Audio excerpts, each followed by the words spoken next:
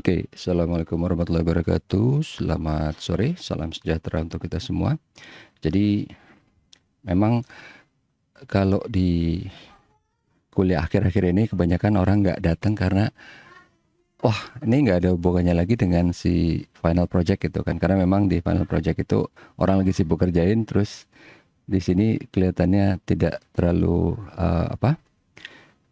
kelihatannya tidak berhubungan walaupun memang karena proyeknya didesain untuk tidak terlalu rumit, tapi mungkin saya kepikiran nanti di semester-semester depan saya akan bikin lebih agak tanda kutip gitu ya, sedikit lebih kompleks supaya sampai di semester terakhir itu, sampai di pertemuan terakhir masih ada hubungannya. Cuman memang jadi agak lebih susah. Makanya dari dulu saya udah mikir tuh, pengen bikin yang susah, cuman karena ini kan di apa kuliah yang di sekolah atau di university atau di sekolah tinggi yang backgroundnya bukan teknis, mungkin agak-agak eh, berat gitu. Cuma nanti saya lagi mikir gimana caranya supaya bisa tetap lebih bisa dijalankan gitu ya.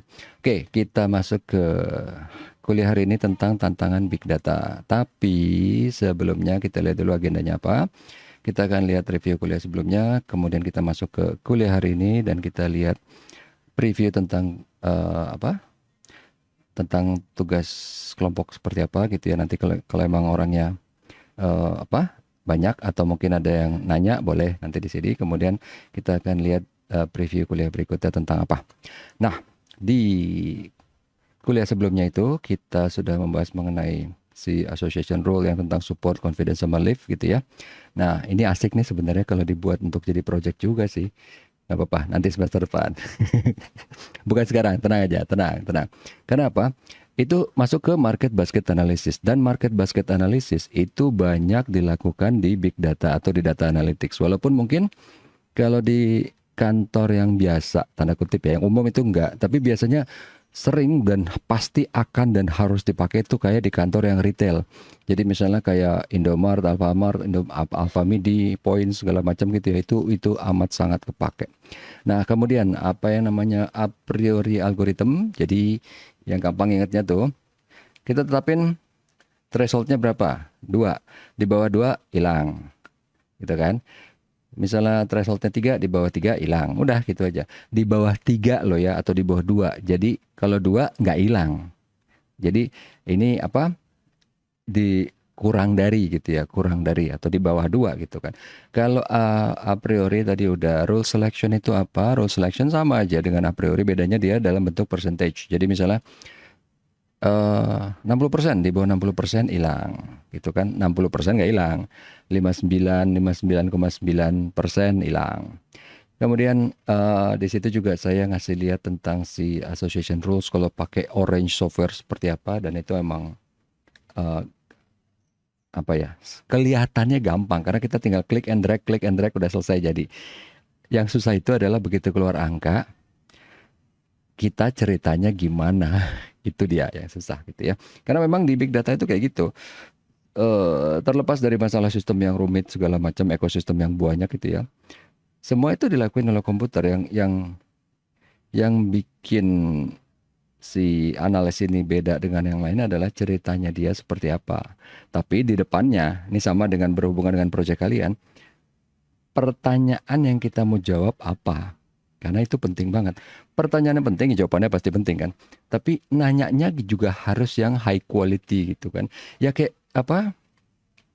Kayak kalian misalnya, kalau saya ngambil contoh, kalau orang peserta yang belum kerja, ya ngambil contoh untuk kalau pas mau nikah gitu ya, lagi pacaran, nanya, kita nggak mungkin nanya cuman, kamu rambutnya hitam ya atau apa gitu, enggak, kita nanya yang high quality gitu kan.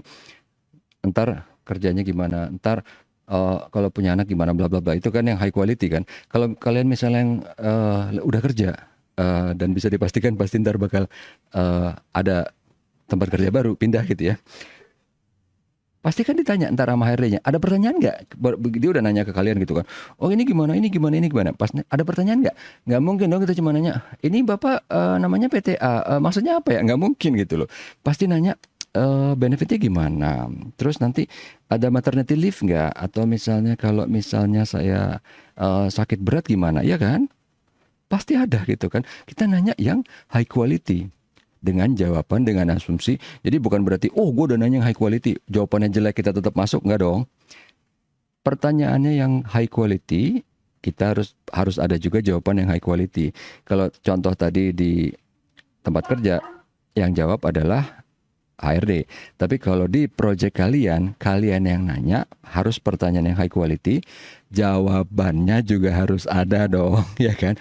Cuman pertanyaan doang, ini pertanyaan bagus banget ini pertanyaan, tapi nggak ada jawabannya, ya nggak bagus juga gitu. Oke, lanjut. Sekarang kita masuk ke pertemuan hari ini tentang tantangan big data. Jadi sebenarnya di sini si tantangan big data itu banyak banget.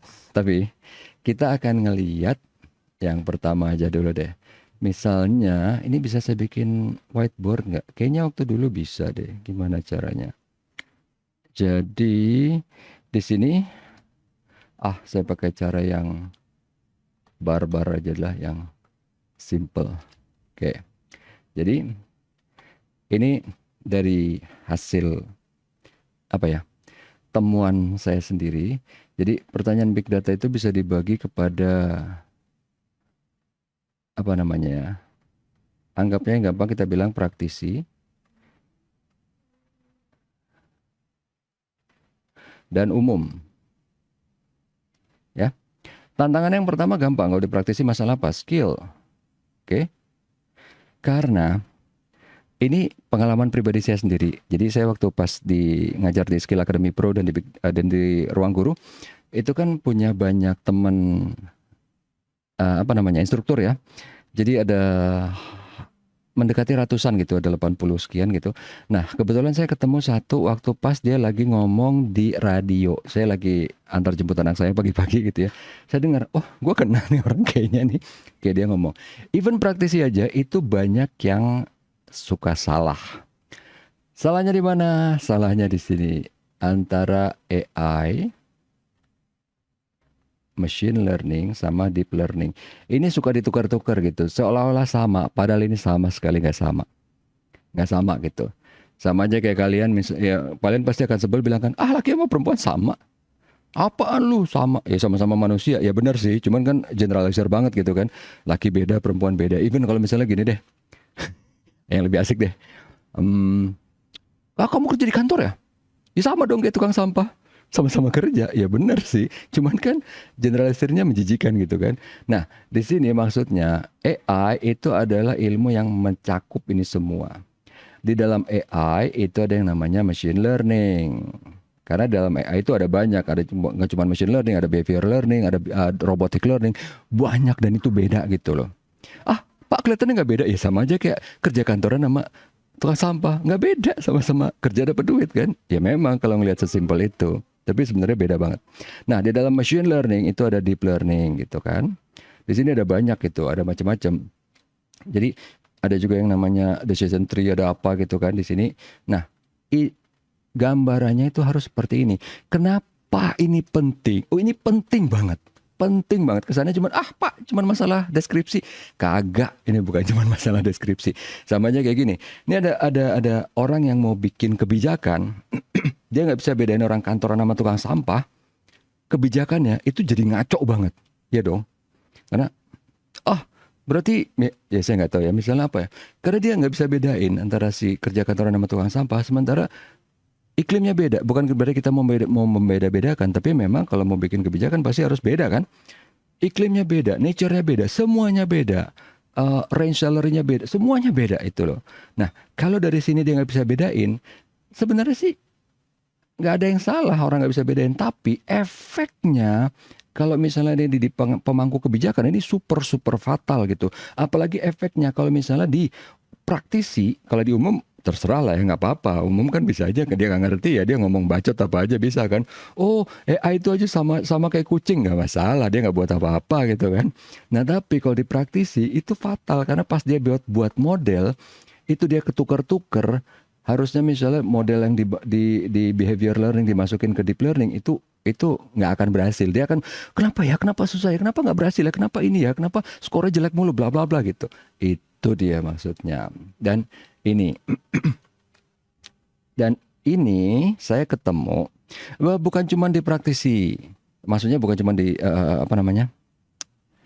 Trainer dari si yang saya kenal gitu ya. Tapi even di YouTuber itu pun banyak gitu. Karena kan YouTuber tuh harus terlihat yakin kan, walaupun sebenarnya di otaknya dia nggak yakin, tapi oh ini begini nih, I am a ML sama bla bla bla gitu kan. Ya, itu sangat-sangat misleading gitu. Nah, ini yang pertama. Yang kedua di sini adalah dari sisi, kalau untuk praktisi ya, dari sisi infrastruktur. Maksudnya apa? Jadi, oh nanti orang nggak tahu kalau di IT infra itu adalah maksudnya infrastruktur. Jadi eh, kalau mau bikin model atau apa, ya kita bisa aja yang gratisan kayak apa kita pakai Google Colab atau apa gitu ya. Tapi kalau mau beneran bikin itu komputernya harus yang powerful, dalam kurung lumayan mahal gitu loh maksudnya. Nah, ini yang sering apa membatasi. Sebenarnya nggak sampai menghambat, nggak. Karena apa? Saya awal-awal saya apa menekuni bidang ini, saya pakai gratisan semua. Memang saya harus nunggu 8 jam, 12 jam, ya tapi bisa. Dan saya udah lakuin, jadi saya bilang pasti bisa. Saya udah ngelakuin, walaupun akhirnya begitu udah gitu kan, udah mulai dikenal, udah mulai ini, udah mulai terus apa? Oke, saya ngelihat ini bisa jadi serius. Oke, saya bisa invest dengan infra yang lebih bagus gitu kan. Nah, sekarang kita beralih dulu ke sini yang lebih lucu-lucu gitu kan. Sebenarnya kalau di sini ini lebih kepada yang paling banyak itu pertama adalah persepsi dan ini penting sekali. Kenapa? Jadi gini, ini yang saya alamin sama kayak dulu. Jadi ini bayangan dari seorang nerd ya terhadap pandangan umum. Jadi waktu pertama saya lihat di tahun 80-an, komputer pertama kali masuk ke Indonesia.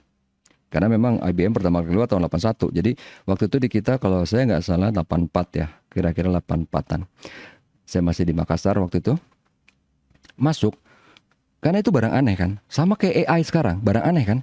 Jadi orang tuh lemes mikirnya apa? Oh, komputer ini kita cerita yang dulu-dulu ya, bukan yang sekarang, bukan yang AI. Nanti baru kita masuk ke yang AI.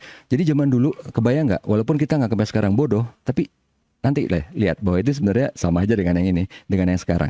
Dulu orang tuh mikir gini, oh komputer bisa ngapa-ngapain ya? Wah bisa nyari maling. Wah iya tuh, saya lihat tuh waktu di TV, apa ada maling terus kita ngetik-ngetik tiba-tiba ketemu malingnya. Padahal ceritanya panjang kan, karena kita sekarang udah pada melek teknologi kan, kita tahu, oh itu karena ini. Zaman dulu enggak, oh bisa nyari maling, oh bisa ini, kalau ngelihat ada kerusakan, oh langsung dapet kerusakannya gitu kan. Sekarang kita balik ke tahun 2024. Itu yang terjadi dengan AI. Orang mikir, oh AI bisa gini, wah bisa ngono, bisa gini, bisa gitu, bisa gitu. Enggak. Jadi satu hal yang saya selalu tekankan dan pasti akan saya tekankan terus ke siapapun, bahwa yang namanya komputer, yang namanya AI, yang namanya handphone itu cuma tools. It's just a tools gitu loh. Jadi karena kan sekarang gini loh, kita masyarakat digital gitu ya. Jadi mikirnya kalau nggak pegang ini barang sedetik aja kesana tuh kayak kejat-kejat mau mati gitu kan. This is just a tools, man. Ini cuma tools. Buat apa? Buat ngelakuin mobile banking, buat ngupdate status, mungkin buat ngelihat orang, mungkin buat research, buat anything. This is just a tools. Jadi Recording in progress. kalau misalnya ternyata lagi mau bayar PLN, handphone ketinggalan atau gimana, ya kita tinggal mikir gimana caranya. PLN bisa nggak misalnya dibayar telat sehari besok? Oh bisa, oke, aman, selesai urusan. Oh harus mau beli beras hari ini, lupa nih handphone ketinggalan atau apalah, atau mungkin mau diupdate nggak bisa karena storage-nya kurang, whatever apa itu. Terus gimana nih? Beli beras bisa nggak besok? Bisa nggak ditunda? Kalau nggak, ada nggak cara lain? Bisa nggak minjem komputer? Bisa nggak pakai komputer? Bisa nggak minjem handphone orang lain? Misalnya, anything. This is just a tools. Oke, jadi jangan kayak orang tahun 80-an itu kan. Ya, kita ngeliatnya bego sekarang. Sama aja kayak saya ngeliat orang-orang sekarang. Apa sih AI ini, AI itu, AI ini gitu kan.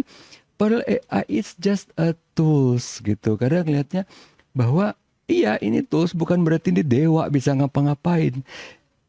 Kira-kira berapa tahun yang lalu saya sudah buat artikel di LinkedIn mengenai ChatGPT. kekurangannya ChatGPT. Jadi untuk hal-hal yang simpel ya. Jadi kalau kalian, wah, gua tinggal bikin skripsi pakai ChatGPT selesai, kagak. Kenapa?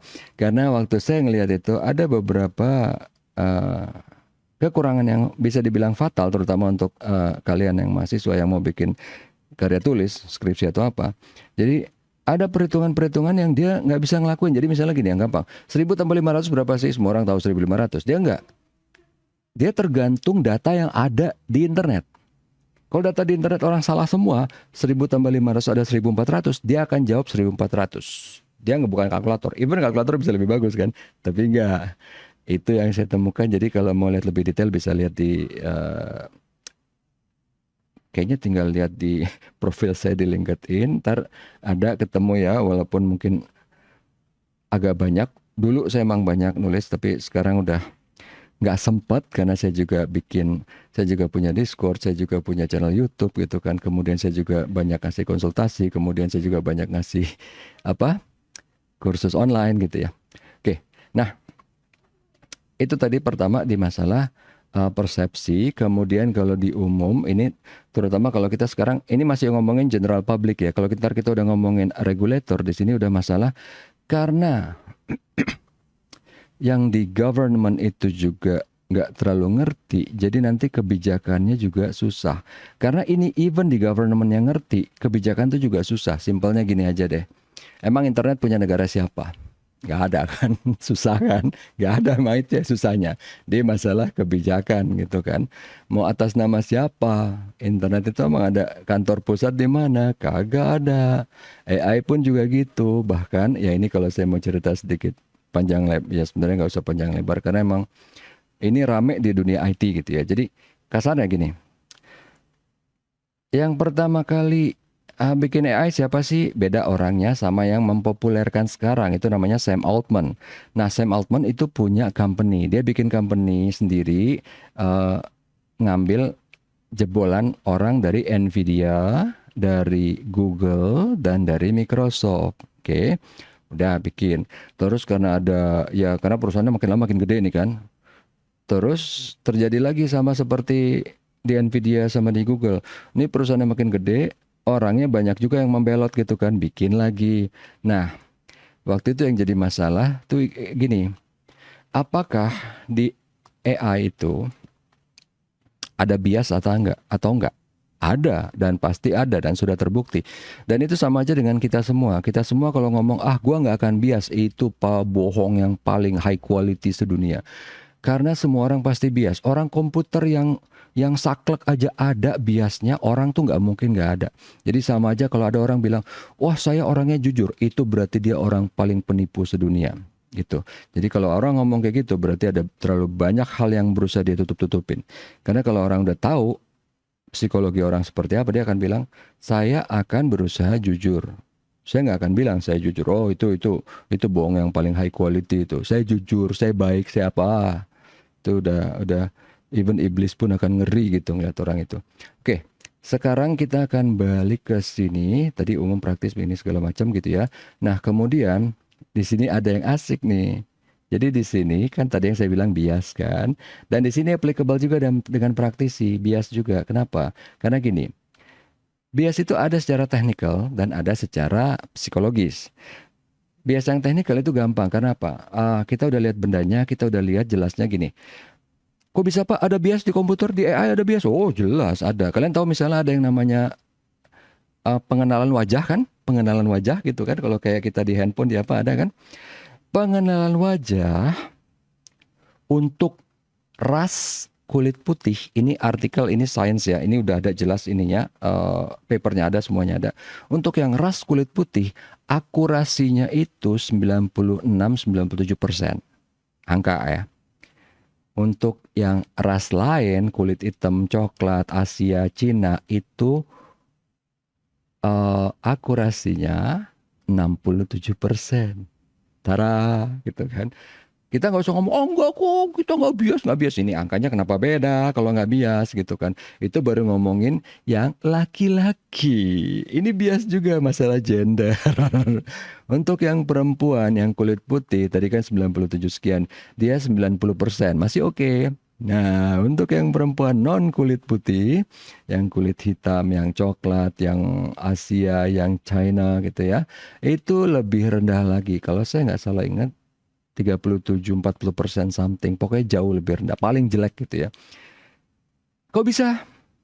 Ya, awalnya yang bikin AI siapa? AI itu kan jadi jago gara-gara data. Dia dilatih dengan data, akhirnya jadi pintar gitu kan. Nah, kalau data yang dimasukinnya semuanya kulit putih, ya berarti dia jago untuk yang kulit putih. Wajar gitu kan. Ya memang seperti itu. Bias itu pasti ada. Dan secara teknis kita lihat di praktisi ini ya, sebelah kanan udah ada. Nah, secara umum yang paling simpel itu adalah mengakui bahwa ada bias. Nggak bisa kita, oh kita nggak rasis, kita nggak mungkin. Jadi itu adalah bohong yang paling high quality. Semua orang pasti rasis, semua orang pasti gender bias. Tinggal gimana caranya kita tetap bisa lurus, bisa adil. Karena orang yang ngomong gua orang baik itu adalah orang yang paling apa, bukan paling jahat sih ya, tapi yang pasti yang saya bilang tadi, iblis aja ngeri gitu ngeliatnya. Gua aja nggak pernah gitu ngomong kayak gini. Gua paling ngomong ya gua bilang gua jahat tetap. Semua seluruh dunia tahu gua jahat kalau iblis kan, tapi at least dia menipu dengan cara-cara tertentu gitu. Kalau dari awal dia udah bilang gua orang baik, nah itu adalah amat sangat berbahaya sekali gitu. Oke, nah ini yang kita temui tantangan-tantangannya. Loh, jadi udah selesai dong Pak. Sabar, tenang aja. Ini baru pembukaan gitu kan. Jadi kalau kita mau lihat, yang tadi kita omongin tuh kan, saya omongin next explosion would come from AI dan ML which fueled by big data. Jadi artificial intelligence sama machine learning itu jadi pintar karena adanya data yang dia pelajari, data yang diinput yang bisa dia pelajarin gitu kan. Nah, ini adalah prediksi saya waktu beberapa tahun yang lalu pertama kali saya ngajar dan sekarang memang sudah terjadi dan itu juga bukan prediksi yang aneh karena semua orang yang berkecimpung situ pasti udah bisa lihat gitu ya. Nah, terus yang jadi masalah dia kan diajarin pakai data kan. Sekarang adalah timbul masalah privasi. Kalian tahu nggak kalau AI itu ChatGPT semua dia belajar dari mana? Dari data yang ada di internet. Data di internet data siapa? Data kalian di sosial media semua. Loh kok gue nggak tahu? Nah, privacy kan. Sekarang gini misalnya, si Google melanggar privacy itu, Microsoft melanggar privacy itu, yang lain semua melanggar privacy itu. Terus kita mau lapor kemana? Internet siapa? Yang negara mana yang pegang? Kita mau lapor kemana? Nggak ada kan, paling nggak kita cuma bisa lakukan per negara. Jadi itu yang sudah dilakukan oleh Uni Eropa. Jadi mereka punya Customer Protection Act. Kita nggak punya, kita punya Business Protection Act. Jadi kalau undang-undang IITE itu lebih banyak melindungi bisnis, bukan melindungi consumer gitu ya. Jadi harus ada Consumer Protection Act, di mana ini melindungi konsumen. Kalau misalnya datanya dia dijual atau gimana itu, apa hukumannya terhadap perusahaannya? Itu dia maksudnya. Kalau sini kan enggak. Kalau ada perorangan yang ngomong jelek, walaupun benar ya, ngomong jelek tentang bisnis, orangnya ditangkap. Lihat undang-undang ITE, kalau nggak salah nomor 74 atau berapa gitu ya. Jadi waktu itu kan ada kasusnya tuh si yang koin Gina atau siapa gitu ya, dia diperlakukan jelek oleh rumah sakit terus dia ngomong apa adanya, dia bukan bohong, tetap aja kena gitu kan. Nah itu asik ya di negara kita gitu kan. Nah karena dengan lurus pun itu susah seperti yang sudah dilakukan oleh Uni Eropa, itu aja masih berat apalagi kita mau ngalor ngidul kayak sekarang. Kenapa? Ya karena yang di atasnya bukan cuman kurang pandai, tapi yang ditaruhnya pun bukan orang yang kompeten gitu kan. Yang kayak kemarin yang paling asik dong, Menkominfo-nya siapa? Bekas jurnalis gitu kan. Ya sebenarnya nggak masalah sih, ya sama aja kayak tadi saya bilang, kamu kerja bagian apa? Oh bagian ini nih. Oh ya udah bisa lah saya ganti tukang sampah di situ, nggak masalah sih, ya kan? Tinggal hancur apa enggak ntar kerjaannya itu aja gitu. Oh Pak emang kan nggak apa-apa gitu jurnalis. Iya, lihat aja, suruh sini, suruh aja dia ikut kuliah ini dulu, habis ini dia ngerti apa enggak, bisa apa enggak, karena ini even baru jauh di permukaan, cuma 0, berapa persen dari yang sebenarnya harus bisa diregulate gitu loh, di big data gitu, di digital. Kalau itu aja nggak ngerti, dia mau buat apa kebijakannya, sama kayak yang tadi di sini gitu kan, masalah kebijakan kalau dia bahkan misalnya nggak bisa bedain AI, machine learning, deep learning, ke bawahnya udah pasti lebih hancur gitu. Karena ya itu tadi, ya, faktanya udah ada kan yang kemarin, oh tiba-tiba datanya ini dong hilang gitu, diambil orang, nggak bisa ngejelasin gitu kan. Karena kalau misalnya gini, Sony pernah datanya hilang, dijebol sama hacker, tapi terus ngomong apa-apa-apa ada gitu loh omongannya. Ini kan nggak diem aja, diem jeger gitu kan. Nah sama aja kayak yang kemarin yang kasus apa, laptop 1 miliar, walaupun itu jauh lebih lucu sih, cuman kita nggak bahas lah, itu terlalu lucu. Oke, nah sekarang kita lihat di sini ada hal lain lagi yang kalau tadi kan kita terlalu udah ngomongin dari bagian kebijakan, government, dari bagian apa praktisi gitu kan. Nah sekarang ngomongin dari sisi kitanya sendiri. Dan ini saya juga eh, pernah nulis di LinkedIn, di artikel saya itu, bahwa gini, misalnya dari kalian ada yang suka tentang dengan fotografi. Fotografi itu apa sih? Fotografi itu kan adalah mereproduksi dunia nyata ke dalam bentuk foto. Ingat ya, dunia nyata as is, apa adanya. Tapi kita nggak tertarik dengan itu sekarang. Coba lihat beautification gitu kan. Aduh muka gue bocel-bocel. Gue pakai handphone Oppo aja bisa muka gue jadi mulus gitu kan. Kita nggak tertarik sekarang dengan kenyataan. Kita lebih tertarik dengan bohong. Nah, padahal fotografi in essence, fotografi itu adalah mereproduksi dunia nyata dengan as it is. Karena dulu makanya kan kalau kamera EOS 1D yang Mark II, Mark III itu yang harganya sampai ratusan juta gitu kan. Itu yang tanda kutip ya, oh cuman 40 megapiksel, sementara Samsung 100 megapiksel, 200 megapiksel, tapi gambar tetap bagusan Canon EOS 1D gitu kan. Dan dia mereproduksi alam atau dunia nyata as it is gitu loh. Kalau di handphone kita nggak tertarik.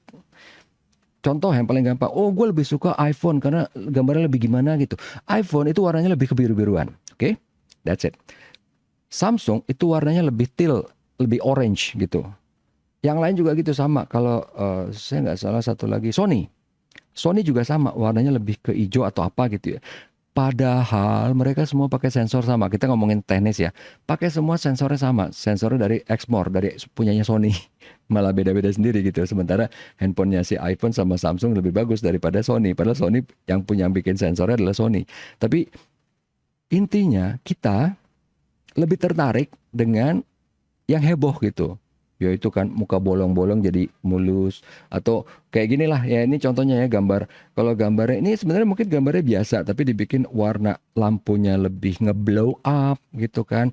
Warna langitnya lebih gelap gitu atau apa. Jadi itu kelakuan kita, bukan bukan dari siapa-siapa. Karena si pembuat handphone lihat, oh orang sukanya gini, ya udahlah dibikin gitu kan. Jadi fotografi itu udah agak shifting, terutama yang pakai handphone dibanding fotografi yang beneran gitu. Karena mikir, gue suka foto, sebenarnya kalau saya boleh bilang ini udah bisa, bukan foto, bisa dibilang ya ini adalah lukisan gitu. Karena kalau foto ya as it is gitu, apa yang ada, what you see is what you get. Tapi kita nggak tertarik dengan itu. Kenapa? Kenapa ini penting? Ini penting banget karena ini melihat underlying dari masyarakat digital. Karena kita tidak tertarik dengan kenyataan, kita lebih suka dengan bohong. Jadi, kalau zaman dulu, kalau misalnya pemerintah atau apa bohong, revolusi langsung dia hajar di apa satu kota kan, langsung chaos. Sekarang kan enggak, karena sedikit banyak kita udah mikir, biasa kok bohong, gue juga bohong di HP gitu kan, biasa aja. Jadinya eh, kalau pemerintah zaman sekarang dengan tingkat atrocity yang seperti sekarang ngadepin masyarakat zaman dulu, itu udah lama udah pasti revolusi, udah pasti ancur-ancuran ini, tembak-tembakan. Tapi sekarang enggak, karena kita juga udah santai gitu, udah santuy gitu kan. Gue juga biasa, kemarin gue bohong sama bapak, sama anak, sama istri, sama siapa, udah biasa. Karena even di handphone gue pun bohong gitu. Nah, ini underlyingnya kelihatannya kecil. Kelihatannya kecil. Pak, ini kan cuma seremeh. Yang saya selalu bilang, orang kepleset karena kerikil. Nggak pernah ada orang kepleset karena gunung. Yang membuat manusia kepleset pasti hal kecil, bukan hal besar gitu loh. Karena eh, akibat yang ditimbulkan besar, tapi awalnya yang membuat itu terjadi menjadi tragedi, menjadi bencana itu pasti hal kecil gitu kan. Ah nggak apa-apa lah segini, buka-bukaan dikit. Ah nggak apa-apa lah, nggak apa-apa, nggak apa-apa. Lu lama-lama udah langsung transparan gitu kan. Untuk pakaian, untuk apa gitu loh. Atau untuk gaya hidup, atau untuk apa. Nah, ini fenomena. Jadi saya nggak bilang, oh ini harus berubah, harus apa enggak. Ini fenomena, fenomena yang terjadi. Tadi kita udah ngeliat dari sisi praktisi, dari sisi user umum, apa umum, publik gitu. Kita udah ngeliat dari pembuat kebijakan. Sekarang kita lihat dari kitanya sendiri. Karena ini memang, let's face it, emang kita suka gitu. Oh, gue suka banget itu hasil fotonya iPhone. Kita bukan bilang, gue suka banget hasil yang natural. Enggak. Gue suka banget ini hasil fotonya. Karena apa? Enggak natural. Karena heboh. Jadi istilahnya, ini hasil gambarnya dilihat dari orang jarak 2 meter pun lihat, oh keren, oh keren. Kita jadi suka gitu kan. Hebat nih, gue jadi hebat. Itu dia maksudnya. Nah, kemudian ini ada lagi yang dilematisnya sekarang dari sisi seniman. Karena kalau kalian sering ngikutin AI, kalian pasti tahu bahwa AI sekarang udah bisa bikin video. Kita cuma ngetik apa, tolong bikinin video ini, dia akan bikin. Tolong bikinin gambar ini, dia akan bikin. Sekarang dia bisa bikin hasil karya seni. Jadi bukan jiplak. Kalau jiplak tinggal pakai foto, selesai urusan. Dia bikin. Jadi si robot ini disuruh bikin, coba bikin hasil karya seni dengan aliran naturalisme, aliran kubisme, aliran apa, bikin. Tapi jangan pilih style siapa-siapa. Karena kan dia di database-nya dia punya, ada stylenya si Rembrandt, ada siapa gitu ya, Picasso atau apa dia punya. Tapi jangan nyontek, bikin stylemu sendiri, jadi hasilnya kayak gini. Sekarang pertanyaannya, apakah ini karya seni? Karena kan namanya karya seni dibikin oleh seniman, manusia. Kemudian dijual, nilainya tinggi gitu kan. Walaupun bagi saya itu hal yang amat sangat bodoh gitu kan. Cuman karya seni teplok-teplok teplok-teplok warna tiba-tiba 10 juta dolar, 20 juta dolar itu sebenarnya nggak masuk akal. Itu lebih ke money laundering gitu kan. Karena apa ini? Apa gitu, walaupun oh iya karena ini warnanya pencampurannya ini. Alah, apa sih gitu kan. Ya bagus bagus tapi nggak mesti sampai 100 juta dolar dong gitu kan. Bagus. Fiturnya apa? Nggak ada Bluetooth, nggak ada WiFi, nggak ada SSD-nya, nggak bisa ngapa-ngapain, nggak anti peluru, nggak bisa ngebom, apa fiturnya gitu kan. Cuman harganya segitu. Nah, sekarang masalahnya, apakah ini karya seni? Yang buat robot, Android ya. Ya maksudnya bukan Android OS, tapi yang buat adalah robot. Biar simpel gitu aja. Robot yang buat. Ini karya seni bukan? Dan ini faktanya, ini sudah terjual dan mahal. Ya maksudnya nggak sampai semahal Rembrandt gitu ya. Tapi terjual, kalau saya nggak salah, ini 1 juta dolar something gitu ya. Ya, yang seniman teriak gitu kan, apa ini. Nah, padahal kan analoginya sama kan. Oh iya, ini pencampuran warnanya, bisa dong ya kan. Nah sekarang tinggal masalahnya, apakah hasil karya yang dibuat oleh robot ini bisa dibilang karya seni apa enggak? Nah, sampai sekarang ini masih jadi perdebatan. Sampai sekarang ya, sampai detik ini masih gitu. Karena kan masih tetap apa namanya, ditentang oleh seniman. Walaupun sebenarnya yang saya bilang, come on man, it's just the tools. Jadi kalau mau si seniman itu sama juga seperti kalian yang akunting yang aduh kita kayaknya akunting profesinya udah bakal dihilangin sama AI atau apa, mau enggak, this is just a tools. Si akunting tinggal mengupgrade dirinya dengan big data supaya bisa mengoperasikan tools ini. Jadi si akunting ini tadinya bisa ngerjain kerjaan 100 karena dia udah bisa algoritma segala macam, dia bisa ngerjain 200 300 gitu loh. Value-nya jadi naik. Sama aja dengan seniman. Dia bisa pakai AI ini, ya nggak mesti yang robot ya. Yang robot mahal mungkin kan, ya nggak. Mungkin dia pakai AI tools yang ada di Photoshop gitu kan, di Adobe Premiere, di anything. Oh Pak, Photoshop mahal. Enggak, banyak yang murah. Pakai apa? Canva gratisan tuh kan. Even ada itu AI-nya juga. Tinggal pakai yang itu, dia bisa dibantu AI menghasilkan karya seni.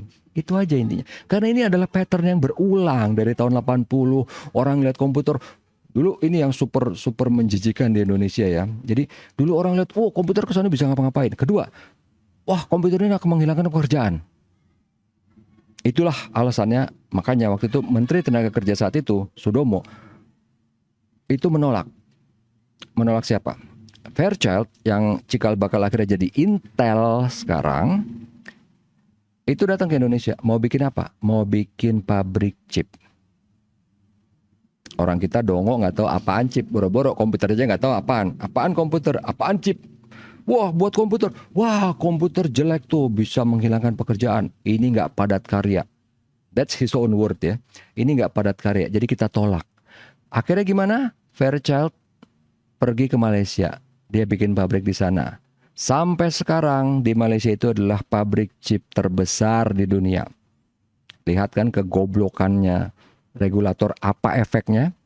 Malaysia itu pabrik chip terbesar. Walaupun pabrik chip terbagus masih di Dresden, di Jerman, tapi pabrik chip terbesar di sana, baru kemudian akhirnya Thailand nyusul, bikin juga. Itu, oke. Lihat efeknya kan? Efek kebodohan seperti apa? Harusnya di sini ada pabrik chip terbesar, gitu. Jadi memori jadi murah, kita bisa beli apa-apa. Karena cuma mikir, aduh komputer nggak padat karya. Padahal komputer akan menghilangkan 5 pekerjaan, tapi akan muncul 10 pekerjaan baru. Emang bener, ada yang hilang? Nggak mungkin nggak ada. Pasti ada yang hilang. Pasti. Tukang reparasi mesin tik hilang pasti, ya nggak? Tapi itu muncul bisnis warnet, bisnis service komputer, bisnis jual komputer, belum lagi bisnis Bitcoin mining, segala macam gitu loh. Itu cuman dari bahwa at least lu bisa sedikit paham teknologi. Karena kata-kata yang paling menjijikan yang sering saya dengar, aduh gue gaptek. No. This is digital world. Kalau lu gaptek, lu nggak hidup, gitu kan. Orang yang bilang gaptek tetap bisa main TikTok, bisa main Instagram. Dia nggak gaptek, dia cuma bilang, enggak, ini rumit, gue nggak mau yang rumit-rumit, lu aja yang kerjain.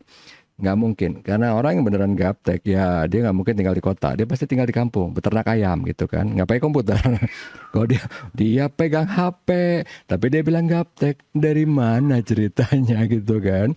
Dia cuma bilang enggak, gue nggak mau yang repot, gue mau yang simple aja gitu, bukan gaptek. Itu dia maksudnya. Jadi itu juga perilaku dari kita yang berusaha menghindari hal yang rumit, which is kadang-kadang itu efeknya super fatal, kayak menteri tadi. Dia nggak mau, aku nggak ngerti nih, boro-boro komputer aja gue nggak ngerti, ini lagi mau bikin chip siapa lu? Walaupun dulu Fairchild udah terkenal loh, udah gede. Ngapain bikin chip? Dan dia nilainya kan gede ya saat itu ya, bikin pabrik bikin pabrik gede gitu kan. Cuma tetap aja, ini nggak padat karya. Salah gitu kan. Akhirnya pergilah dia ke Malaysia, bangunlah pabrik chip memori terbesar di dunia. Ya saya nggak tahu waktu itu kalian udah sempat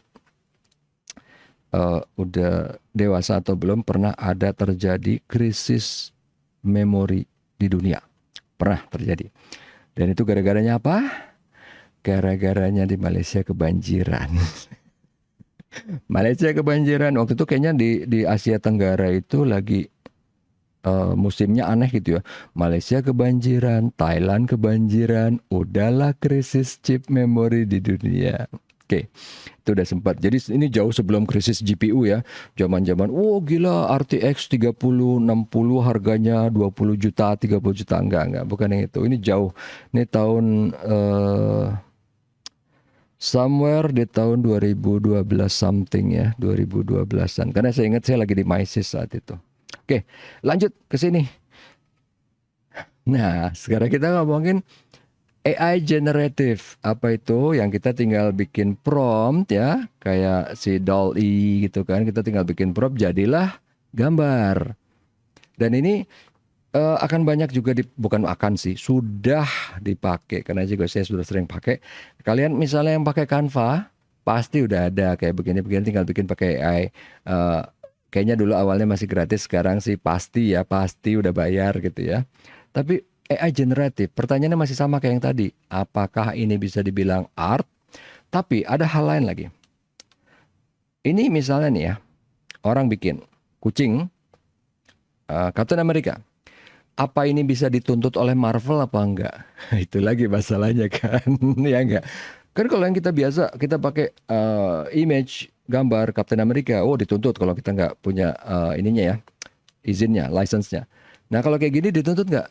Nah itu masih jadi perdebatan, masih jadi agak panjang urusannya. Walaupun so far yang saya tahu sampai sekarang masih belum dituntut. Jadi apa namanya, copyright-nya itu masih nggak applicable ke sini. Karena apa? Ini yang bikin bukan kita, yang bikin komputer dari promptnya manusia gitu kan. Tapi ini masih panjang urusannya karena yang pasti Marvel nggak akan tinggal diam.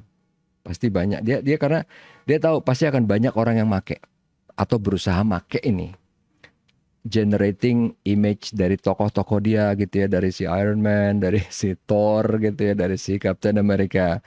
Pasti akan banyak. Makanya dia pengen juga milking, ngambil duit dari situ. Cuman kan intinya, is this art? Apa ini seni? Apa ini apa gitu? Ini apa? Kelasnya apa gitu. Walaupun di YouTube udah langsung bilang gitu kan, ini kelasnya adalah altered image gitu, apa generated image atau altered image. Jadi kan ada juga, kalau ini kan generated image purely dari AI, tapi ada juga yang altered. Jadi sebenarnya mukanya siapa, badannya diganti atau mukanya diganti, itu altered image. Karena itu nggak cuma terjadi di image, even di video gitu. Kalau kalian yang udah tahu deep fake gitu ya, pasti tahu dong kayak gitu-gituan. Oke, lanjut. Nah, ini yang saya bilang ada yang tadi namanya DALL-E, ada yang namanya Midjourney gitu kan. Jadi contoh di sini promptnya itu apa? Ini kan bisa bikin gambar dan ini gambarnya dikasih alternatif 4 gitu. Dia tinggal ngomong bikin abstract background with nature landscape, detail, aerial cinematic, still shot of expressive face of an attractive girl with beautiful eyes. Nah, jadi di sini eh, tekanannya adalah attractive girl ya. Jadi kalau di barat itu beda ya antara cute girl, beautiful girl sama attractive girl itu beda. Sama aja kayak eh see, lihat, beda sama watch. Beda kan? See sama watch beda.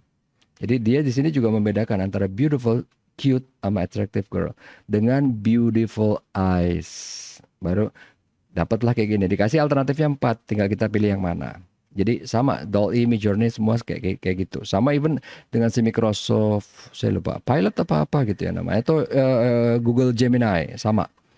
Kurang lebih, nah kalau ini kan pendek ya. Oh ini bisa lebih panjang. Majestic Hindu God Rama is performing archery with bow and arrow. Dynamic full body, kelihatan semua gitu ya. Full body berarti yang penting body, nggak mengharus kaki gitu ya. Cuman di sini kakinya aneh ya. Tapi ya sudahlah. Long flowing hair, no beard, no mustache. No beard and mustache. Wait, no beard, ya betul. Tapi ini ada pakai mustache, enggak ya? Lean swimmer physique, oke. Kelihatan swimmer physique itu dari samping sini ya.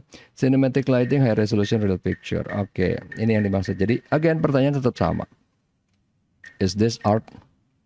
Ya kan? Ya ini kebetulan kalau misalnya si Rama itu kan nggak ada copyright holdernya ya. Kalau yang ini kan ada kan, bisa jadi masalah. Mungkin malah sudah gitu ya. Saya nggak tahu sih.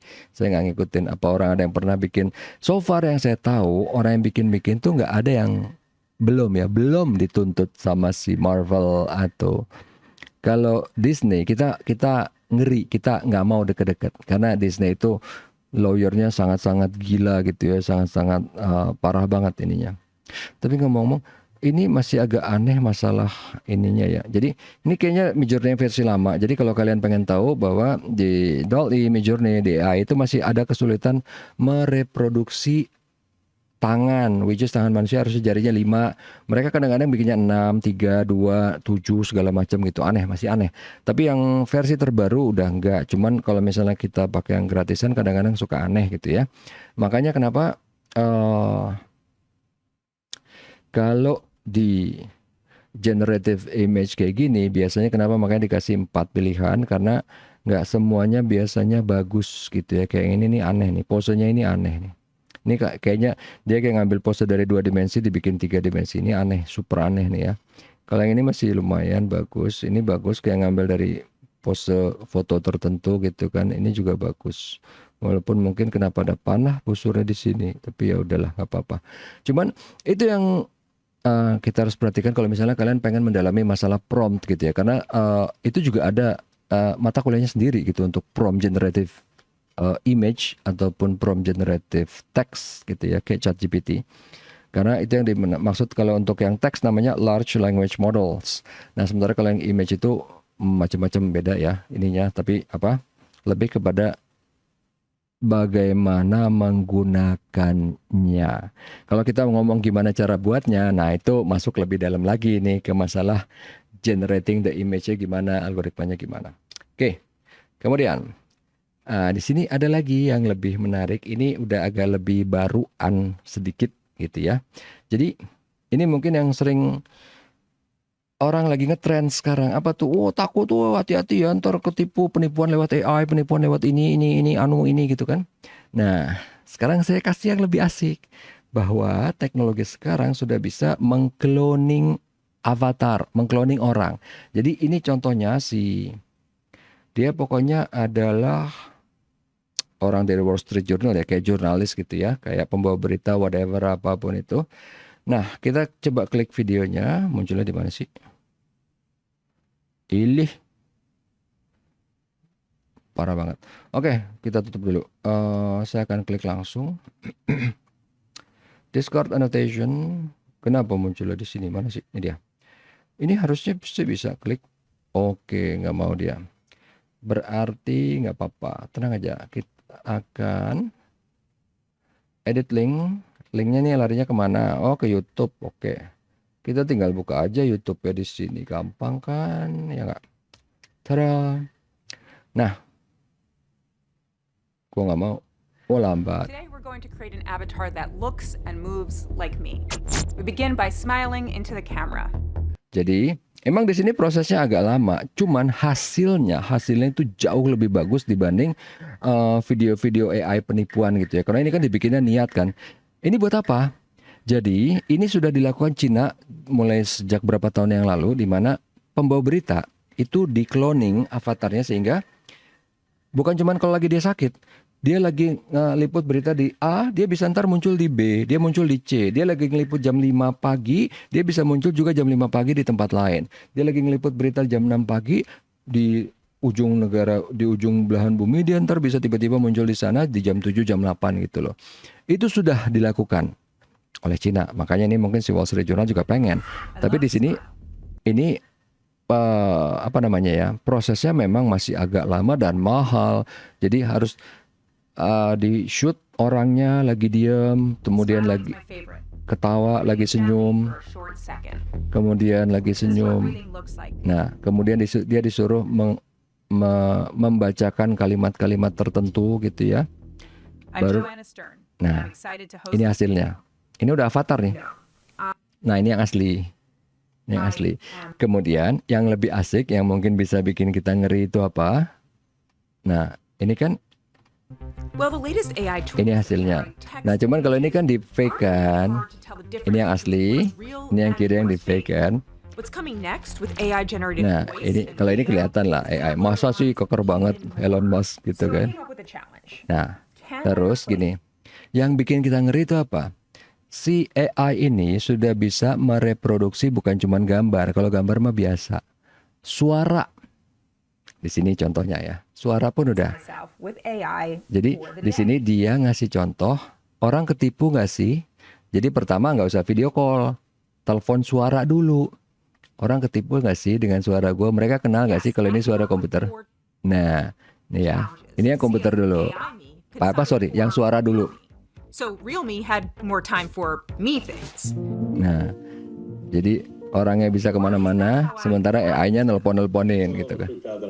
Terus kemudian kalau yang ini, yang video langsung. Kalau video langsung, nah ini udah AI tuh. Ini masih yang orang gitu ya.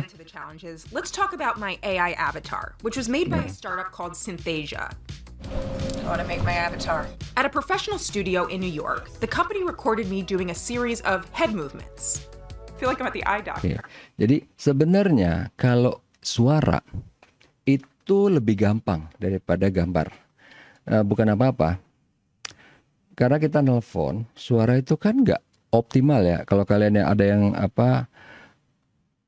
yang audio file, penggemar pasti tahu bahwa suara telepon itu jelek banget. Jadi kita mereproduksi suara itu nggak susah karena kan orang dengar, oh kok suaranya beda ya, oh mungkin ini sinyalnya jelek gitu, udah gitu aja gitu, nggak ada masalah kan.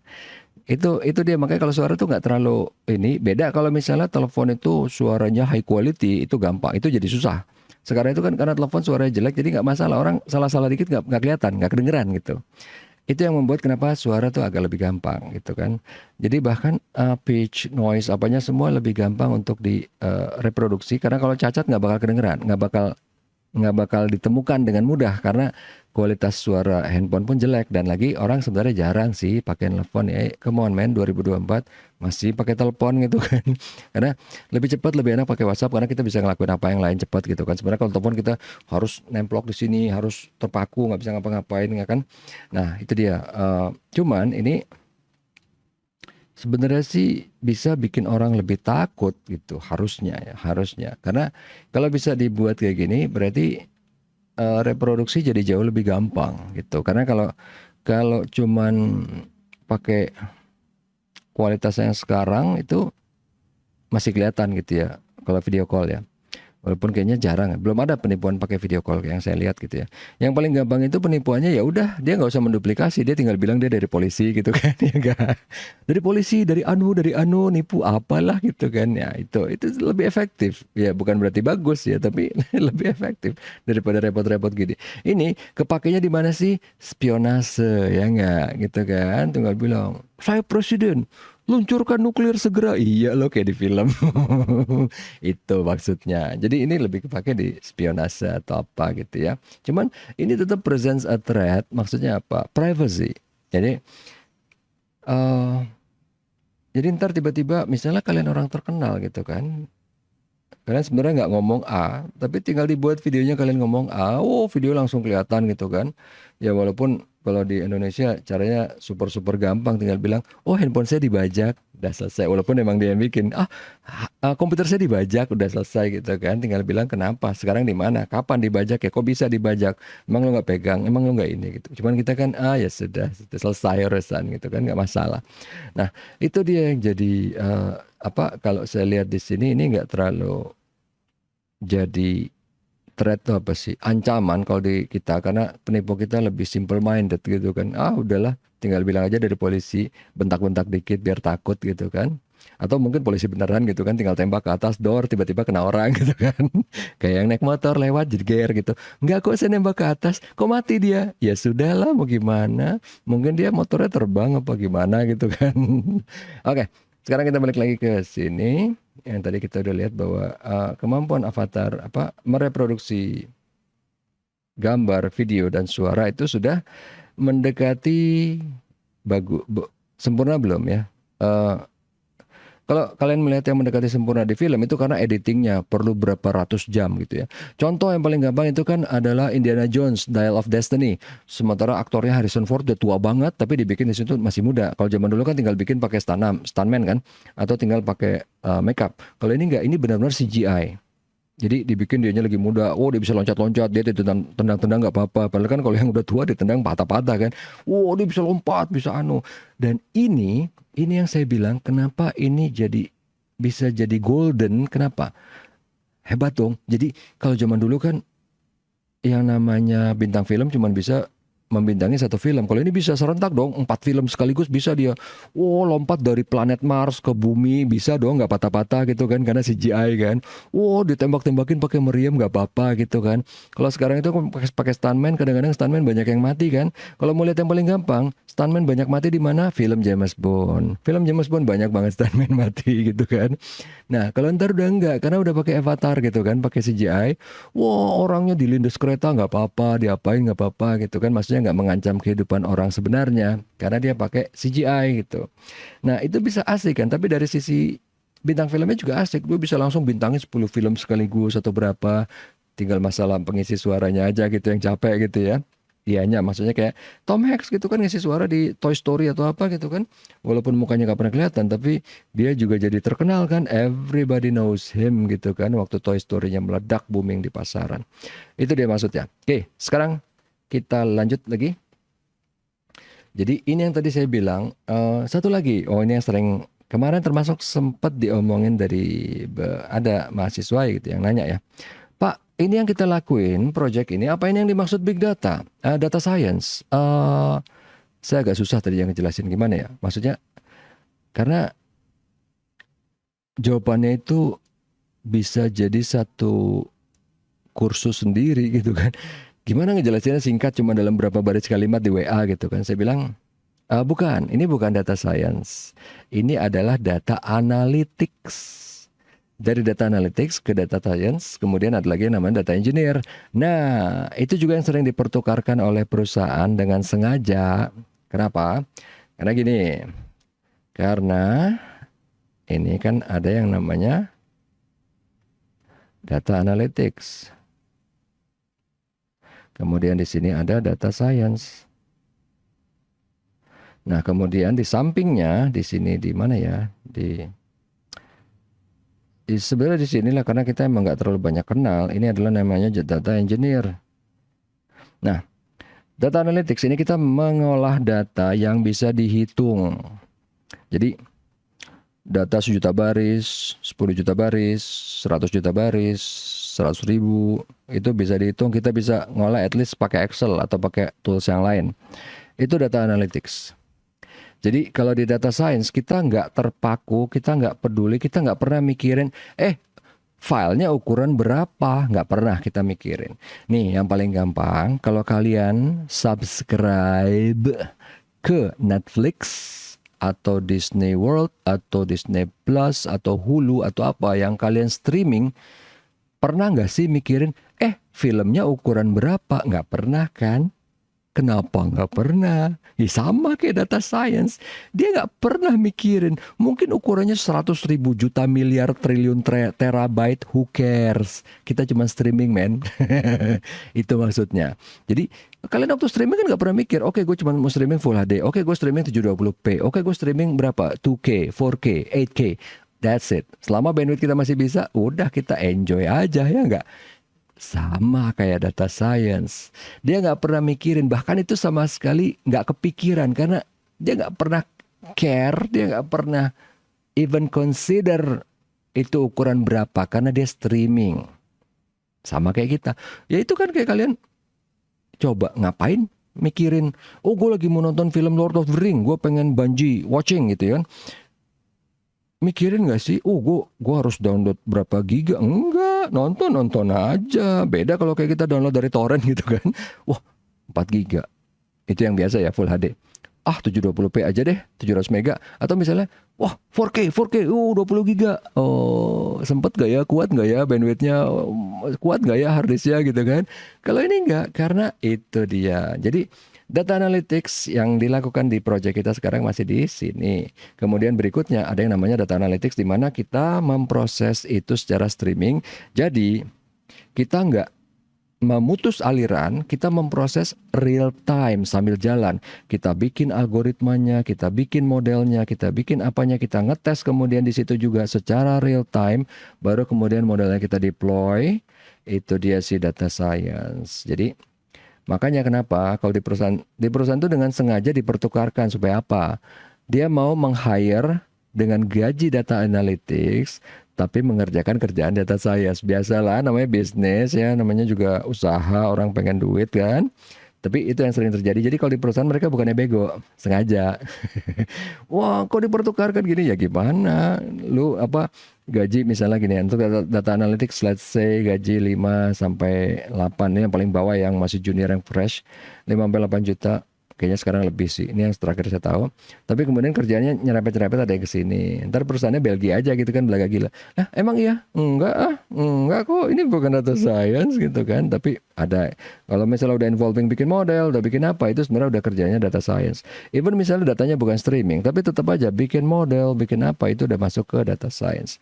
Kemudian data engineer apaan? Jadi data engineer itu adalah, ini ranahnya orang IT. Jadi waktu di data analytics, kalian misalnya pakai Excel. Nah, si data engineer ini yang make sure bahwa Excelnya jalan. Excelnya mau pakai di mana? Di macOS, di Linux, Linux nggak ada sih, di macOS atau di Windows gitu kan. Make sure Windowsnya jalan, antivirusnya ada, semuanya ada. Itu kerjanya data engineer. Kalau misalnya di sini mau pakai Power BI, mau pakai Orange, mau pakai apa, dia make sure pertama OS-nya jalan, kedua aplikasinya jalan, ketiga networknya jalan supaya untuk streaming data bla bla bla segala macam. Itu dia kerjaannya ini. Makanya kalau ini jarang terdengar karena memang ini ranahnya orang IT, karena ini sangat sangat sangat technical sekali. Nggak ada perusahaan yang wah, walaupun ada sih.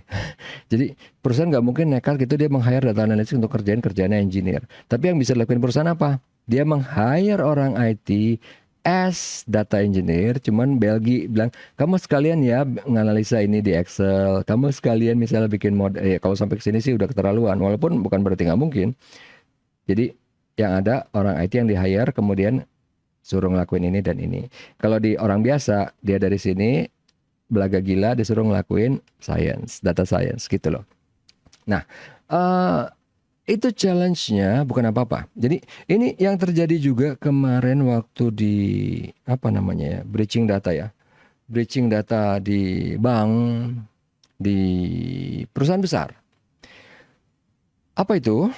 Jadi gini, ini yang paling simpel banget. Ini saya discard dulu, balik sini lagi.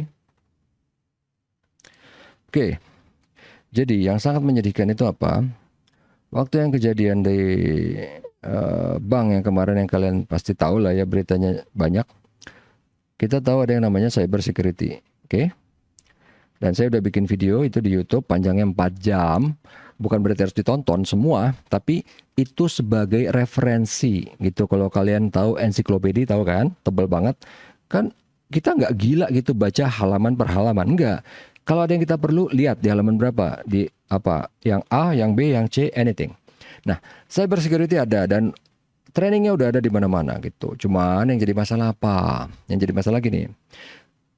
Ini kan ada CEO gitu kan, kemudian ada ke bawah di apa wakil apa sampai ke bagian paling bawah staffnya kan. Yang di sini pasti udah di training ini semua nih, udah di training cyber security. Yang atasnya mungkin, oh, aduh saya sibuk, aduh saya nggak mau, aduh saya anu. Padahal penting, apalagi CEO yang di atasnya yang paling gaptek, ya nggak? Akhirnya hacker udah tahu, hacker nggak mungkin nyerang ke sini, ngapain buang waktu? Carilah serang CEO-nya lewat phishing, ya, lewat spear phishing segala macam itu, lewat sini. Itulah yang terjadi di pembobolan bank kemarin. Karena apa? Di sininya kuat, udah di training, softwarenya ada, semuanya ada. Yang nggak kuat, yang bego tuh di sininya kan. Nggak ngerti. Misalnya disuruh, coba, misalnya kalian staff gitu, berani nggak sih nyuruh, Pak, sini training sekarang? Nggak mungkin kan? Nyanyi, saya sibuk, nyanyi, saya apa, mau ketemu menteri, mau ketemu apa gitu kan, nggak ikut training. Ah enggak, itu gampang lah, oh, kena asik gitu kan. Karena cyber security itu even buat kita orang IT itu evolvingnya cepat banget. Ya namanya duit ya, siapa sih yang nggak suka duit, jutaan dolar dapat gitu kan? Pak emang segitu gedenya? Oh iya segitu gedenya. Contoh yang paling gampang sekarang kalau kalian misalnya ada yang di bank nih ya kerja, saya bahkan udah sering bilang dulu Swift itu nggak pernah jebol. Sekarang jebol. Sekarang jebol, tapi pakai orang dalam. Dan makanya kenapa Swift akhirnya ngeluarin yang namanya Customer Security Framework. Jadi Swift itu jebolnya miliaran dolar dari tahun 2014, 2015, kejadiannya di Filipina gitu kan, di Bangladesh, di Pakistan, di Thailand gitu kan. Makanya keluar yang namanya CSCF itu. Dan itu makanya kenapa saya baru dengar, ya memang karena ini apa namanya ya, areanya area yang ya kalau bisa dibilang di film-film mata-mata ini need to know basis gitu. Jadi saya juga tadinya bingung gitu kan pas saya ngeliat beginian, terus karena saya dulu megang Swift. Ada suka. Akhirnya jebol juga, asik gitu. Bukan berarti saya suka, cuman karena dari dulu belum pernah jebol gitu kan. Jadi kita melihatnya secara teknis dari sisi orang IT, ini kayak technological marvel gitu ya, nggak pernah jebol. Keren.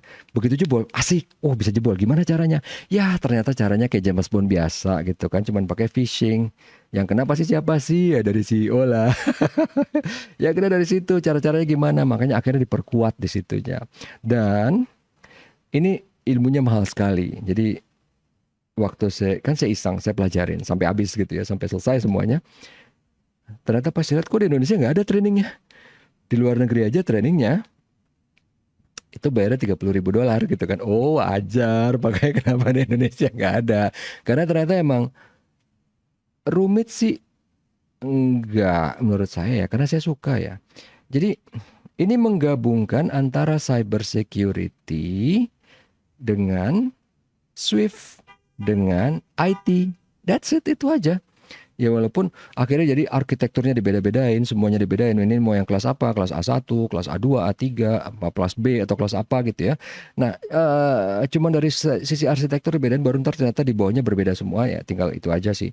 Cuman memang makanya saya bingung, $30.000 mahal banget. Ya memang karena Swift ini sangat-sangat specialized gitu ya, sangat-sangat khusus. Jadi makanya ilmunya juga nggak banyak yang tahu. Eh, Sebenarnya sumbernya ada walaupun nggak banyak gitu ya. Sumbernya ada walaupun di YouTube nggak pernah ada gitu yang cukup gila untuk bikin videonya. Walaupun tadi saya sempat tergoda mau bikin sih. Nanti ya doain aja, mudah-mudahan ada waktu gitu ya. Orang pada bingung kali, anjrit ini $30.000 lo kasih gratisan. Cuman ya gimana, karena saya bilang ini ilmu gitu. Maksudnya harusnya orang tahu, walaupun memang ada efek negatif. Kalau saya bikin, akhirnya siapa? Calon hacker tahu kan, oh ternyata udah ada fortification, udah ada pertahanannya nih, jadi kita masuk lewat lain. Jadi kalaupun ntar saya nggak buat, itu bukan karena apa-apa, mungkin lebih concern kepada takut malah disalahgunakan oleh si hackernya gitu sih. Oke, lanjut.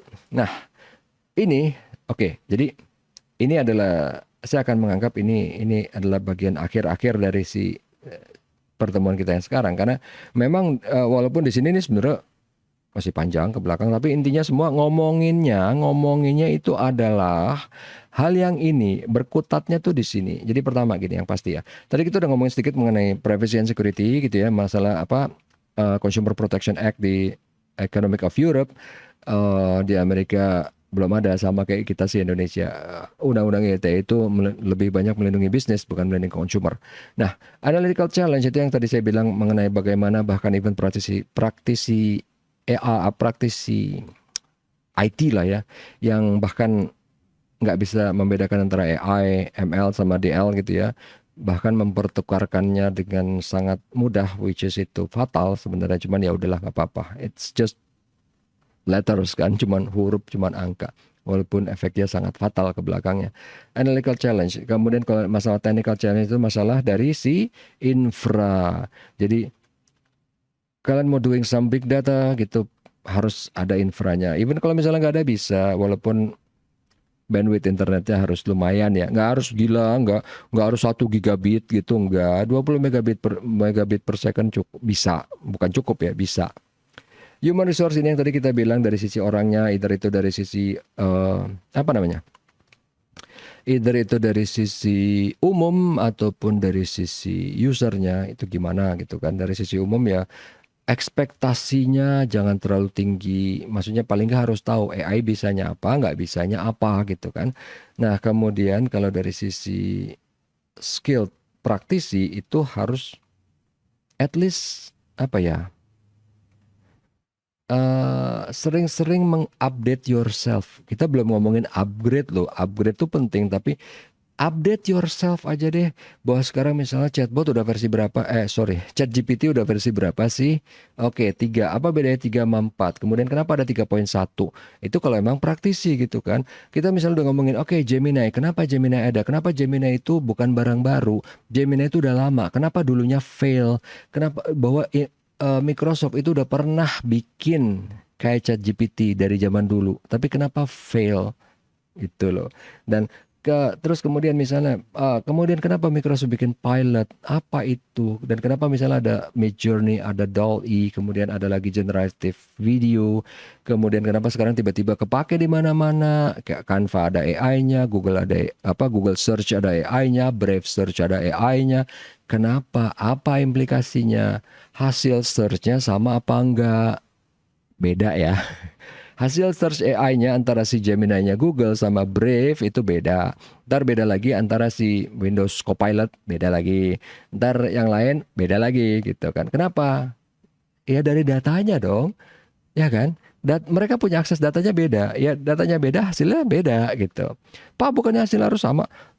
Ya kalau datanya sama, hasilnya sama. Tapi kalau datanya beda, ya hasilnya Beda. Itu yang tadi saya bilang technical bias. Bias secara teknis.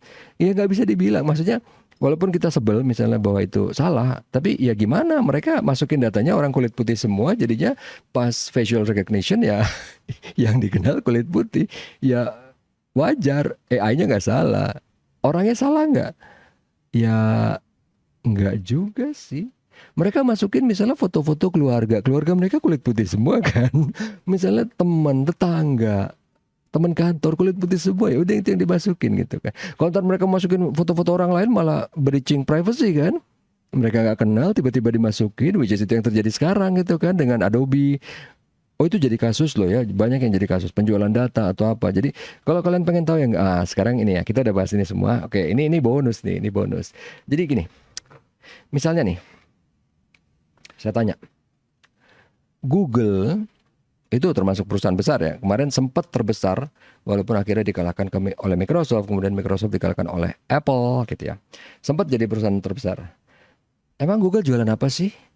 Kalau kita tahu Pertamina jual minyak tanah, ya minyak bumi, whatever gitu ya, minyak gitu ya. Terus kalau kemudian si Astra jualan mobil gitu kan? Ya enggak? Jelas kan? Google jualan apa? Nah, OS Android gak gratis dikasih gitu. Dia jualan apa? Iklan atau search engine. Oke? Jawabannya adalah dia jualan data. Jadi kalau misal data saya nggak berguna, data saya yang apa, saya cuman seru-seruan aja upload diri di Instagram gitu kan, di X, di apa gitu ya. Cuma bisa jadi duit. Faktanya mana? Itu lihat Google. Lihat Google, jualan data kalian bisa jadi gede banget. Data itu nilainya gede banget. Jadi bukan berarti kita GR nih. Aduh, berarti saya nilainya jutaan dolar. Kagak, bukan itu maksudnya. Maksudnya itu adalah gini. Data kalian di-combine secara big data, itu nilainya gede. Buat siapa? Buat yang jualan. Jadi, Pak, saya cuma ngupload restoran aja. Itu gede nilainya buat siapa? Buat si Traveloka, buat si GoFood, buat orang yang pengen lihat behavioral orang seperti apa. Oh, orang Indonesia sekarang lagi suka masakan apa? Pak, saya cuma upload di daerah misalnya. Saya cuma ini di restoran di Kemang. Nah, behavioral orang Indonesia sub-spesifiknya di daerah Kemang sekarang lagi happeningnya apa? Lagi suka apa? Itu gede nilainya buat bisnis. Kenapa mie Shue jatuh? Kenapa mie gacoan lagi muncul? Itu gampang dijelaskan oleh data. Sehingga orang yang mau lihat, yang mau bikin, gue mau bikin es-esan kayak mie Shue nih. Mie Shue ya, bilangnya mie Shue. Mie Shue itu gimana caranya supaya nggak jatuh kayak mie Shue gitu. Atau misalnya, gue lagi bikin mie ayam. Ya beda sih sebenarnya sama mie gacoan ya. Misalnya pengen bikin mie kayak mie gacoan nih, gimana nih biar laku nih. Lihat perilakunya orang, lihat kenapa mie gacoan bisa disukain gitu. Atau mau kopi yang gampang yang saya kenal gitu ya. Kenapa misalnya kopi kenangan disukain orang, atau mungkin yang sekarang deh, kenapa kopi jago disukain orang 8.000, ya jelas ya, dan harganya murah dan enak. Kenapa kopi nggak disukain orang, ya enggak? Jadi ini karena pengalaman pribadi saya bisa bilang, karena kopi kemanisan, gak enak, encer gitu kan. Nah itu kan misalnya kita cuma bilang kemanisan gitu, si yang punya bisnis gak percaya. Nih datanya, nih hasilnya. Yang paling gampang tinggal bilang kan. Oke, kita lihat fakta dulu, angka, gak mungkin bohong. Oke, lihat penjualan jago berapa, penjualan kopi berapa, armada sama, orang sama, harga sama, 8.000. Kenapa jago laku banget? Kenapa lo kagak laku? Aduh nggak tahu ya, mungkin karena marketing. Kagak, jago nggak ada marketing juga sama aja. Karena coba lihat produk sama apa enggak, baru kita tes gitu kan, fokus discussion group atau apa gitu, lihat. Karena kalau cuma kita ngomong, itu kan dari lo doang gitu kan. Coba kita lihat secara keseluruhan, benar nggak rasanya, enak nggak gitu, worth it nggak? Kalau worth it orang beli, kalau enggak ngapain? Apalagi udah ada saingannya yang jelas-jelas enak gitu kan. Jago tuh saya sampai nyari-nyari loh sekarang loh gitu kan. Mau pergi mau ngajar gitu pasti Kemang. rute harus yang ada jagonya. Jadi ngelewatin misalnya di daerah Fatmawati itu ada, ntar Cipete Raya ada, hafal saya loh. Parapanca, apa namanya, Antasari ketemu ntar ada satu sebelah kiri yang pas di dekat bangunan mau dibangun gitu ya. Kemudian ntar putar balik masuk ke Cipete Raya ada, ntar pas pokoknya ujung-ujung paling sialnya ntar di Kemang Raya di depan kita LPPI suka ada 2 tuh nongkrong kan. Tapi kadang-kadang sebelah kiri dekat pom bensin ada, hafal saya bilang kan saya kan. Itu dia maksudnya. Karena sekarang orang jadi lihat, simpelnya gitu aja. Itu kalau mau lihat kenapa bisa sampai berhasil, data. Karena gini kasarnya, bukan berarti nih e-kopi ini jelek, enggak. Kan kita tinggal lihat nature orangnya seperti apa. Lebih suka kopi yang bodinya kental apa yang enggak. Misalnya nih, kopi mungkin bisa laku di daerah Jawa yang emang suka manis. Misalnya, saya nggak tahu, kita harus lihat data dong.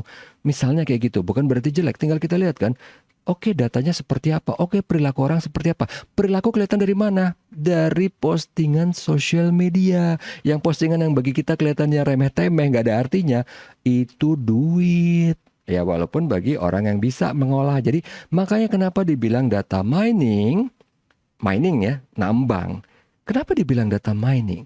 Karena kayak kalian kalau pengen tahu orang mau nambang emas untuk bisa menghasilkan 1 gram emas, dia harus gali 200 kilo tanah yang bisa dibilang sampah kan. Untuk sampai bisa dapat emas itu dia harus gali sampahnya. Sama aja kayak, saya kan posting di sosial media nggak ada lah gunanya itu buat orang lain. Wah enggak, dari sekian posting itu, dari tanda kutip ya, sekian sampah itu 200 kilo bisa diambil emasnya. Jadi mungkin simpelnya, gini, kita posting foto-foto tentang migacuan misalnya ya, contohnya aja migacuan. Kita posting foto banyak gitu ya. Kan yang diambil cuma 1, tinggal lihat, oke, nih orang suka migacuan. Dia doang nggak sih? Coba lihat yang lain. Satu Kemang suka nggak sih? Misalnya nih yang simpelnya ya. Kemang penduduk 1.000 orang. 900 suka mie gacoan. Oh, berarti lagi happening nih. Ya, itu kita ngeliat langsung dari data. Banyak cara lain. Bahkan saya udah bikin videonya. Kita mau ngeliat yang paling gampang dari apa lagi? Dari Twitter ya kan. Dari X gitu kan. Kita tinggal ngeliat hashtag yang lagi happening apa. Kalau waktu zaman dulu yang contohnya di video itu kan waktu Blackpink, waktu lagi mau konser, atau misalnya JKT juga sekarang udah enggak ya. Misalnya apa sih kemarin PPN 12% gitu ya misalnya, atau mungkin kemarin penjual teh Gus Miftah ya kan. Tinggal lihat aja, bisa kelihatan dari situ. Bahkan dari si Orange ini, kalau kita punya API-nya dari si X, kita bisa tahu kan. Kalau dari X-nya aja kita bisa tahu trending topik, ketahuan dong. Ya enggak, trending topik apa? Se-Indonesia, tapi itu kita bisa pecah trending topik di Sumatera apa? Trending topik di Jawa apa? Oke, di Jawa mana? Jawa Barat. Di Jawa Barat apa? Bisa. Ada gitu. Di video saya ada kok kalau mau lihat gitu ya. Itu bahkan cuma pakai Orange cuma pakai Orange gitu. Dan itu memang terbatas karena kan API-nya yang gratisan cuma bisa mengolah 100. Tapi tetap trending topik akan kelihatan. Trending topik di tadi sampai mana? Jawa Barat ya, Jawa Barat. Mau lihat yang lebih dalam, Bandung. Mau lihat yang di Bandung, saya salah ya milihnya Bandung karena saya nggak hafal Bandung kecamatannya apa aja gitu ya. Di Bandung di kecamatan A apa trending topik ya. Begitu di kecamatan A, di yang lebih kecil dari kecamatan apa sih? Desa misalnya. Di desa Q misalnya apa sih trending topiknya, bisa kita kelihatan. Jadi itu dia seemingly big data itu kelihatannya kayak tanda kutip kayak nggak berguna. That's exactly sama aja kayak data mining. Ngapain sih kayak orang gila ngegali-gali tanah gitu kan sampai 200 kilo. Begitu dapat emas baru diem orangnya kan. Ada emasnya toh. Sama aja kayak misalnya kan, data saya nggak berguna Pak, biarin aja gitu kan, diambil orang bla bla bla. Begitu kalian lihat, iya ya, Google bikin apa sih? Nggak bikin mobil, nggak bikin motor, nggak bikin HP. Google Pixel juga dia bikin cuma buat lucu-lucuan doang. Apa sih jualannya dia? Kenapa dia bisa jadi gede banget? Kalau kalian pengen lihat, tinggal lihat aja di Wall Street, di pasar saham di dunia. Google itu perusahaannya namanya Alphabet Incorporated gitu ya. Tinggal lihat seberapa gede dia. Apa jualannya? Bukan jualan manusia gitu kan. Bukan jualan anak-anak, enggak. Kenapa bisa gede? Your data gitu. Ya, bukan berarti data kamu satu itu berharga banget, enggak. Kumulasi dari semuanya, semua data orang yang ada. Ya sama kayak data mining tadi gitu loh. Jadi tanah sedikit gini nggak ada gunanya. Tanah 200 kilo pun nggak ada gunanya. Tapi dia menggali 200 kilo itu di bawahnya ada emas. Bukan berarti tiap gali 200 kilo harus dapat emas. Enggak. Kadang bisa lebih, kadang bisa kurang gitu kan. Itu dia maksudnya. Jadi di big data seperti itu. Dan di big data enaknya apa? Kita nggak perlu repot. Kalau di pertambangan repot kan, karena gali sampai 200 kilo. Wah, peralatannya ada yang udah rusak, udah aus, udah apa. Karena untuk bisa menghadapi 200 kilogram tanah itu ya. Ya walaupun kalau di pertambangan 200 kilo sih nggak ada apa-apa ya. 200 ton deh misalnya, 200 ton gitu kan. Tapi kalau di kita kan ngadepin data sekian banyaknya ya kita pakai tools. Toolsnya nggak satu gitu kan. Nanti kita belajarnya di pertemuan berikutnya. Toolsnya big data itu banyak itu sampai ratusan loh ya, ratusan. Jadi bahkan big data OS-nya apa? Nggak ada. Dia beda sendiri. Dia bukan pakai Linux, dia bukan pakai Mac OS, dia bukan pakai Windows, dia bukan pakai FreeBSD, dia bukan pakai Unix, dia bukan pakai Xenix. No. Dia beda lagi. That's the completely different beast gitu. Kenapa? Dia harus ngadapin streaming man, streaming data. Yang gedenya berapa? Bodoh amat, dia nggak peduli gedenya berapa. Mau data ada yang rusak, ada yang hancur, tetap bisa diproses. Kalau kita kan, terima flash disk dari teman, misal tugas kelompok itu kan, error nih nggak bisa dibuka. Ya udah sih nggak bisa dibuka. Kalau di big data nggak peduli, nggak bisa dibuka, bisa diproses. Gimana caranya? Nanti ini pertemuan depan kita lihat. Oke, kemudian ini saya enshow dulu. Apa sih ini Discord? Nah. Di sini cuman mungkin ada kalau mungkin yang lucu-lucu yang kita mau lihat gini nih, ada, karena ini sebenarnya nggak ada hubungan sama materi, ini cuman berguna buat kalian. Apa itu? Misalnya kalian tahu dong sekarang electronic vehicle, mobil listrik lagi naik daun gitu kan. Tapi di seluruh dunia mobil listrik itu lagi turun, itu faktanya lagi turun. Justru sekarang di Indonesia lagi digenjot, aneh kan?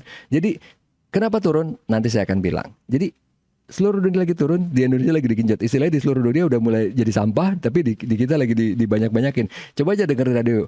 Kalian mau jadi juragan mobil listrik, jadi punya banyak, invest gitu di mobil listrik buat dijadiin kayak angkot gitu, buat dijadiin apalah, disewa-sewain ke orang gitu kan, investnya berapa puluh miliar gitu kan. Buat apa? Kenapa mobil listrik lagi turun? Jawabannya gampang sekali. Baterai. Kita udah teknologi komputer, handphone, mobil itu melonjaknya super duper tajam dari zaman dulu sampai sekarang. Sementara baterai masih gitu-gitu aja. Itu baterai yang menghambat perkembangan handphone, komputer, sama mobil. Karena baterai udah mentok, belum bisa lagi diapa-apain. Saya bisa sih, kalau saya tergoda saya ngomongin mengenai anoda katoda yang baterai, kenapa dia bisa diapa-apain, tapi jangan, udah mulai dekat maghrib pula. Tapi itu masalahnya. Dan ini kenapa banyak kasus ini kecelakaan di Tesla di Cina sama di Amerika?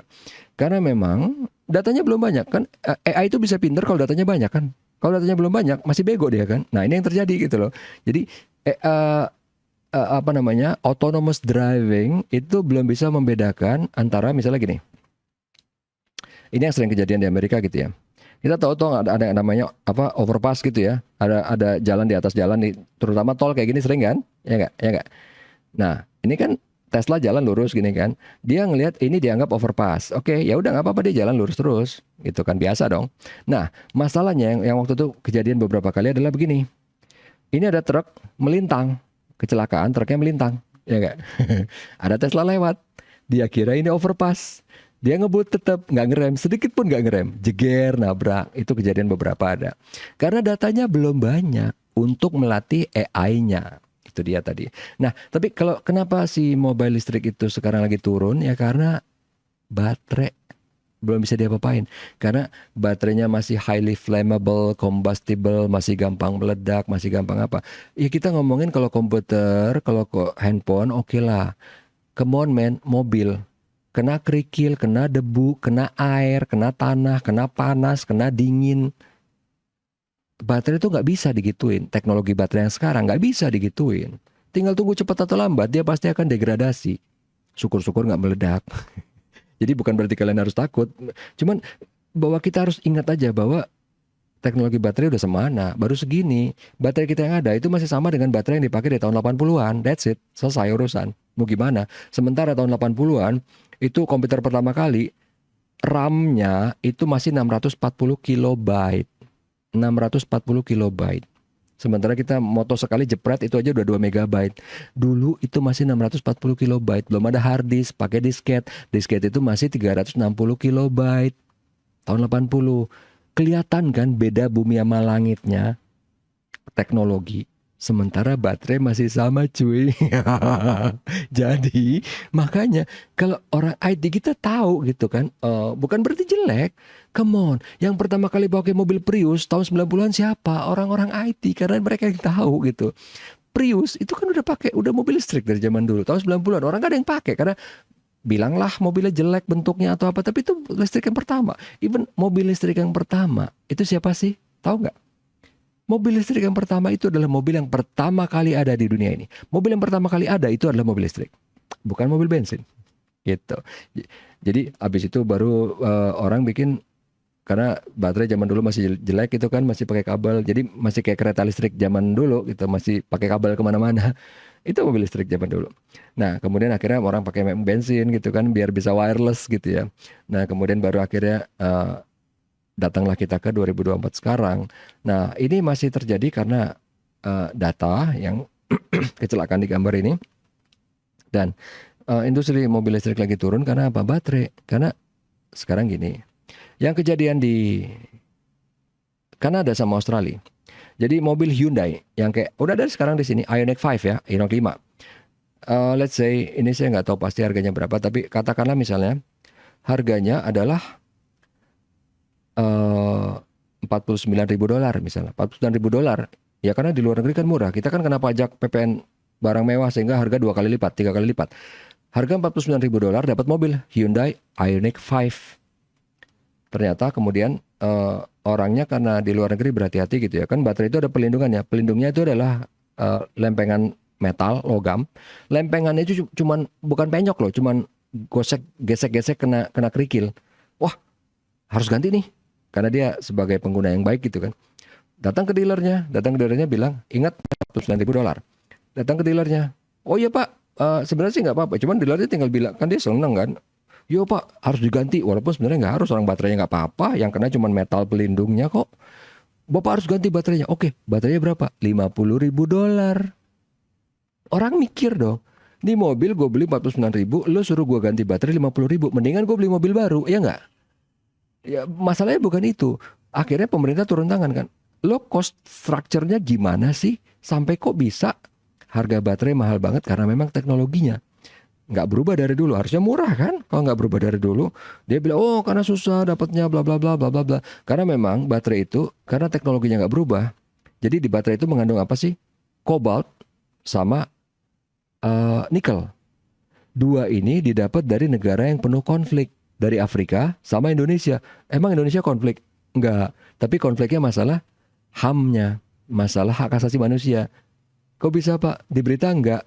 Ya udah terserah lu mau percaya yang mana, tapi di Indonesia itu bermasalah. Kelihatannya nggak apa-apa dapatnya, enggak, itu bermasalah. Jadi nikelnya mungkin dapatnya biasa-biasa, tapi dia dapat dari tanahnya siapa? Tanahnya itu dibebaskan secara benar apa enggak?